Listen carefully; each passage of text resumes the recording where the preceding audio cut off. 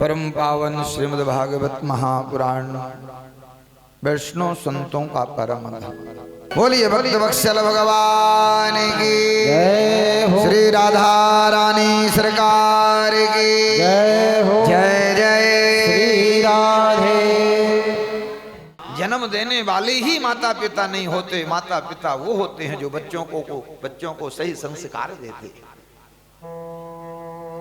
आज हम समाज में देख रहे हैं हमारी युवा पीढ़ी बहक रही है। माता पिता तो भगवान के खूब भक्त हैं, हर महीने वृंदावन जाते, हर महीने झूलेलाल मंदिर में भी आते,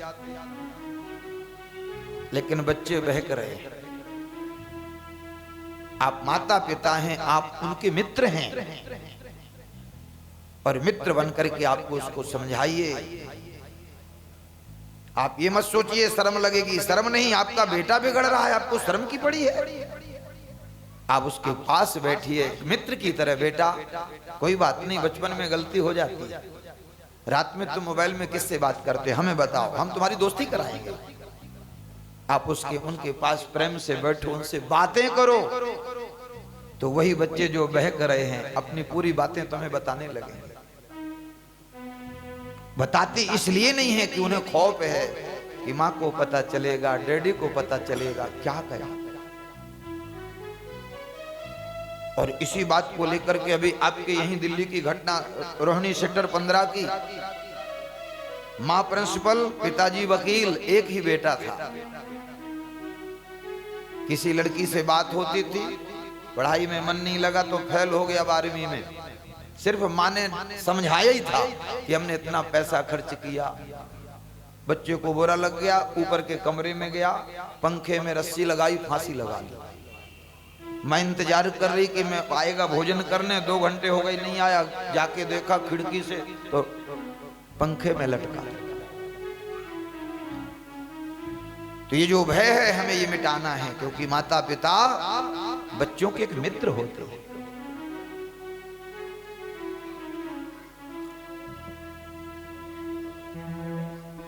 तो धर्म की धन से भगवान की सेवा और घर का पालन पोषण हो, तभी हमारी बुद्धि ठीक रहेगी।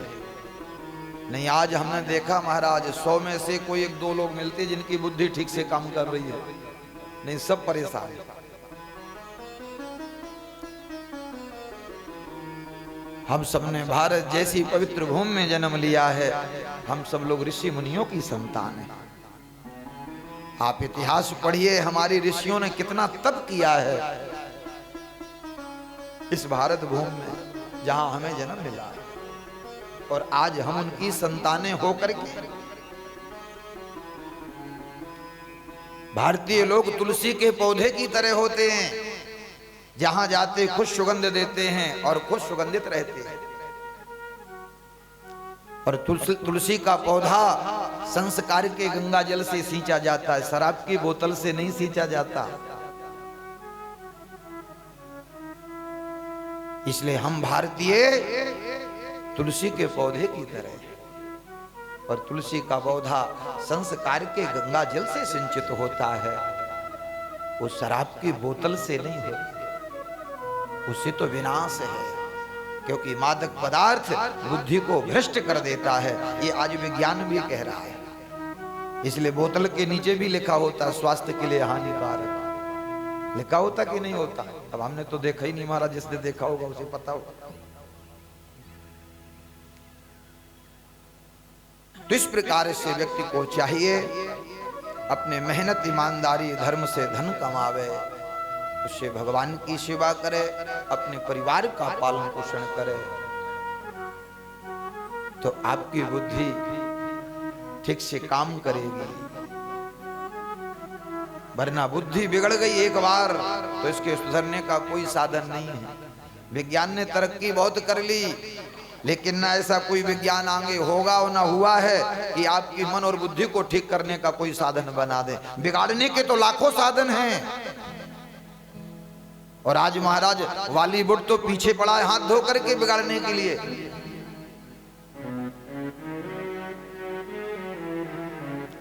इसलिए हमें अपना फेवरेट उन्हें नहीं बनाना है, हमें तो ठाकुर जी को बनाना है। हमें तो अपनी प्रिया श्री राधा रानी को अपने जीवन का इष्ट बनाना है। वो लोग तो पैसे कमा करके महाराज बिगाड़ रहे हैं। उन मूर्खों से पूछो पैसा कहां ले जाओगे? संस्कार विहीन आज युवा पीढ़ी को बिगाड़ रहे हो। और कई मूर्ख महाराज, पढ़े लिखे मूर्ख, पैसा ले लेकर के कंपनियों का ऐड करते हैं, बेच रहे हैं नशा, और ऐड में कह रहे हैं कि दाने दाने में केसर का दम। उन मूर्खों से पूछो अपने बच्चों को खिलाओ अगर केसर का दम है तो। उन नालायकों से पूछो कि दाने दाने में जब केसर का दम तुम बता रहे हो तो अपने बच्चों को बाहर क्यों पढ़ाते हो? उनको ये केसर का दम खिलाओ। इसलिए भैया सात्विक भोजन करो, तभी आपकी बुद्धि ठीक होगी। क्योंकि आपने भारत जैसी पवित्र भूमि में जन्म लिया है। आगे पता नहीं कि भारत में जन्म मिलेगा भी नहीं मिलेगा, क्योंकि अंतिम समय कर्म आपका सिद्ध करेगा कि आपका अगला जन्म कहां होगा। अगर भगवान का भजन है जीवन में तो चांस है, और अगर भगवान से विमुख हो गए तो कुछ पता नहीं।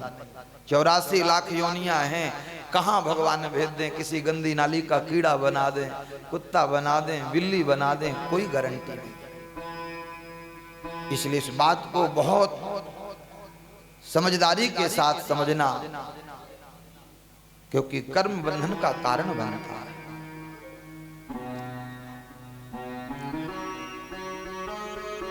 सुखदेव जी कहते, राजन कल की कथा में तुमने श्रवण किया, भगवान 25 वर्ष की आयु में द्वारकाधीश बने और भगवान का रुक्मणी जी के साथ विवाह संपन्न। रुक्मणी जी भगवती लक्ष्मी है, और कृष्ण कौन है? कृष्णस्तम भगवान स्वयं। द्वारकाधीश प्रभु नारायण हैं और रुक्मणी मैया साक्षात महालक्ष्मी हैं। और महालक्ष्मी तो नारायण के ही साथ रहती है। लक्ष्मी नारायण का जोड़ा है ना। बोले लक्ष्मी नारायण भगवान की जय हो। तो लक्ष्मी भगवान के साथ, नारायण के साथ रहती है। लेकिन शिशुपाल जैसे उल्लू के पट्टे कहते कि ये लक्ष्मी हमें मिल जाए। तुम्हें कैसे मिल जाएगी भाई? लक्ष्मी की सेवा करो तो मिल जाओ, लेकिन लक्ष्मी के मालिक शिशुपाल लक्ष्मी को अपनी पत्नी बनाना चाहता था। लक्ष्मी पत्नी तो नारायण की है ना, हमारी कैसे बन जाएगी?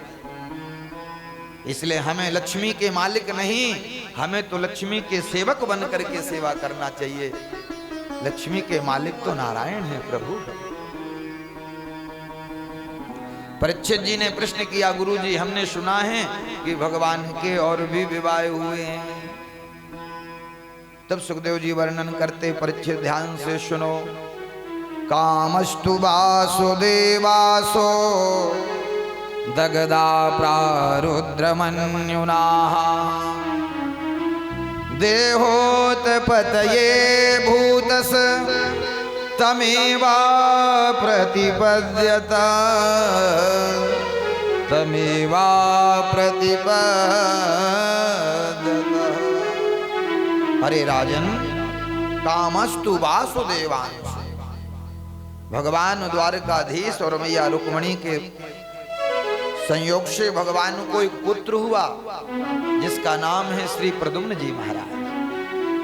भगवान के पुत्र बन के प्रकट। लेकिन ये प्रद्युम्न जी हैं कौन? तो सुखदेव जी ने सावधान किया, कामस्तु वासुदेवांशो, भगवान वासुदेव का अंश है। कामदेव कौन है? भगवान वासुदेव का अंश। आज पुत्र बन करके प्रकट हुआ, क्योंकि महाराष्ट्र में परास्त हुआ ना कल, तो शर्त थी जो हारेगा वो पुत्र बनेगा। आज बेटा बना। लेकिन परीक्षित सम्रासुर नाम का एक असुर है। देवर्षि नारद ने जाके बता दिया कि भगवान कृष्ण के पुत्र के द्वारा तुम्हारी मृत्यु होगी। इसने क्या किया? सूत का ग्रह से उस बालक का हरण कर लिया और आकाश मार्ग से लेके जा रहा था, समुद्र में फेंक दिया। समुद्र में एक मछली उस बालक को निगल गई, इसलिए मछली के उदर में भी श्री प्रद्युम्न जी महाराज सुरक्षित हैं, क्योंकि भगवान जिनकी रक्षा करते उनका कोई बाल बांका नहीं कर सकता। इसलिए आज प्रद्युम्न जी महाराज सुरक्षित हैं। एक मछुआरे ने उस मछली को पकड़ा और मछली को लेकर के समरासुर के राज्य में बेचने चला गया। समरासुर के राज्य में मछली खरीदी गई, रसोई में ले जाकर के उसका पेट चीरा तो उससे वो बालक निकला। पूरे राज्य में हल्ला मच गया, मछली के पेट से बालक निकला। बड़े आश्चर्य की बात है। वहां एक विद्यावती नाम की देवी है जो असुर बालकों को संगीत की शिक्षा देती। वो बालक उसको दिया, आप इसका पालन पोषण करो। देवी ने पालन पोषण किया। 16 वर्ष के श्री प्रद्युम्न जी महाराज हो गए। लेकिन आजकल देवी जी का व्यवहार ठीक नहीं है। प्रार्थना करी, आप मेरी माँ हैं, आपने पालन पोषण किया। तो देवी बोली, नहीं माँ नहीं, मैं तो आपकी पत्नी हूं। बोलो राधे राधे। आप पत्नी वहां कैसे? तो पूर्व का चरित्र स्मरण कराया कि देवताओं ने महादेव की समाधि को भंग करने के लिए तुम्हें भेजा था। तुम कामदेव हो और मैं तुम्हारी धर्म पत्नी रति हूं। अब बताओ, महादेव परम वैष्णव है और वैष्णव की समाधि भंग। भगवान की प्रतिज्ञा है, मेरा कोई अपराध कर दे मैं क्षमा कर देता हूं, लेकिन मेरे भक्त का जो अपराध करता उसे कभी मैं क्षमा नहीं करेगा। और महादेव परम वैष्णव। देवताओं के कहने पर कामदेव ने महादेव की समाधि को भंग करने का प्रयत्न किया, लेकिन तब शिव तीसर नयन उघारा। चितवत काम वयौ जर छारा। भगवान महादेव की दृष्टि पड़ते ही कामदेव धू-धू करके जलने लगा। कामदेव जब समाप्त हो गया, हाहाकार मच गया, अब ये सृष्टि कैसे चलेगी। देवताओं ने रति को आगे किया, जाओ भोलेनाथ बड़े दयालु हैं, तुम प्रार्थना करो, तुम्हारे सुहाग की वो भीख तुम्हें देंगे। और रति ने आकर के प्रार्थना करी कि बाबा आप तो बड़े भोले भाले। महादेव का एक नाम भोला भाला है ना, ये बड़े भोले हैं लेकिन साथ में भाला भी है। भक्तों के लिए भोले हैं और दुष्टों के लिए भाले हैं। महादेव ही हमारे एक ऐसे आराध्य हैं जो बहुत जल्दी रिझ जाते हैं। बाकी और देवताओं के लिए तो बड़ा विधान करना पड़ता है महाराज। विद्वान ब्राह्मण चाहिए, अनुष्ठान यज्ञ की सामग्री, लेकिन महादेव को तो एक लोटा जल चढ़ा दो उससे भी प्रसन्न। शिव पुराण में कथा आती है कि एक भील भगवान महादेव के ऊपर चढ़ गया घंटा खोलने के लिए। भगवान प्रसन्न होकर प्रकट हो गए, वरदान मांग। वो तो डर गया, बोले महाराज मैं कोई पूजा करने सोई आया, मैं तो एक घंटा खोलने आया था। बोले फालतू बात नहीं करते, लोग जल चढ़ाते चंदन चढ़ाते, तूने अपने आप को ही मेरे में चढ़ा दिया, वरदान मांग। तो महादेव तो हमारे ऐसे।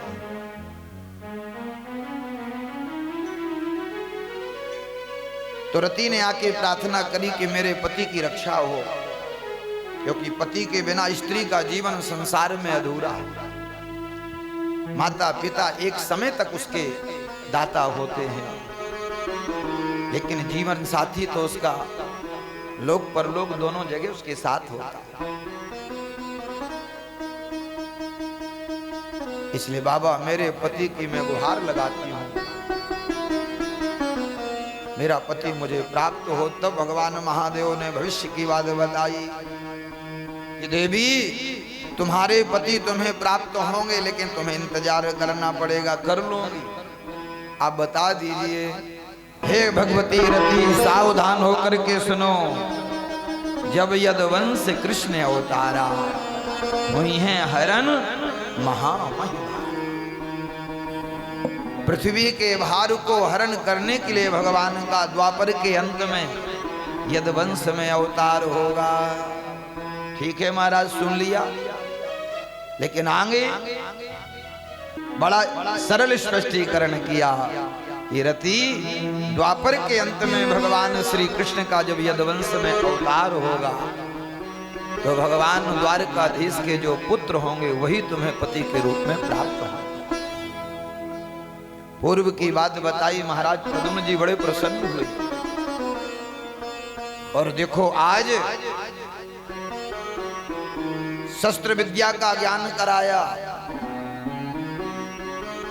और संस्कार दिए, क्योंकि स्त्री ही पति के चरित्र का संभाल करती है। क्योंकि 3 रूप बताए हैं, मां का रूप, पत्नी का रूप और बेटी का रूप। भगवती श्रुति कहती है कि ईंट पत्थर के मकान को गृह नहीं बोलते, जिस गृह में गृहिणी होती उसको गृह बोलते। और पुरुष के चरित्र का निर्माण स्त्री ही करती है, क्योंकि वो शक्ति संपन्न है। या देवी सर्वभूतेषु शक्ति रूपेण संस्था। जिस घर में कहते स्त्री का आदर सम्मान नहीं होता, उस घर में देवता रमण नहीं करते, ऐसा लिखा है, वास नहीं करते। इसलिए स्त्री को शक्ति संपन्न बताया है। ऋषियों ने 10 गुना अधिकार आपको पुरुषों से अधिक दिया है। इसलिए देखो, हमने माँ को सिंह के ऊपर बैठाया। कोई पुरुष, कोई देवता आपको सिंह के ऊपर बैठा नहीं दिखेगा। 33 कोट प्रकार है हमारे यहाँ, बताओ कोई देवता सिंह के ऊपर बैठा मिला हो। लेकिन माँ को हमने सिंह के ऊपर, क्योंकि वो शक्ति संपन्न है। आज भी जब कोई व्यक्ति बीमार हो जाता, कमजोर हो जाता, तो लोग कहते अब शक्ति नहीं रही है, कहते ना लोग, अब वो वाली शक्ति नहीं रही, वो वाली शक्ति। इसलिए पुरुषों का दायित्व है कि इनका सम्मान करें, और माताओं का भी कर्तव्य है कि अगर वो आपको देवी मान के आपका आदर करें, तो माताओं का कर्तव्य है कि आप भी पति को देवता मान करके उससे प्रेम करें। क्योंकि गृहस्थ रूपी गाड़ी के दोनों पहिया हैं। अगर एक पहिया छोटा एक बड़ा हो गया तो गृहस्थ रूपी गाड़ी आगे नहीं चल पाएगी। इसलिए पति पत्नी एक दूसरे के मित्र हैं, मित्र बनकर के उन्हें गृहस्थ रूपी व्यवहार को आगे बढ़ाना चाहिए। बोलिए भक्त वत्सल भगवान की, श्री राधा रानी सरकार की।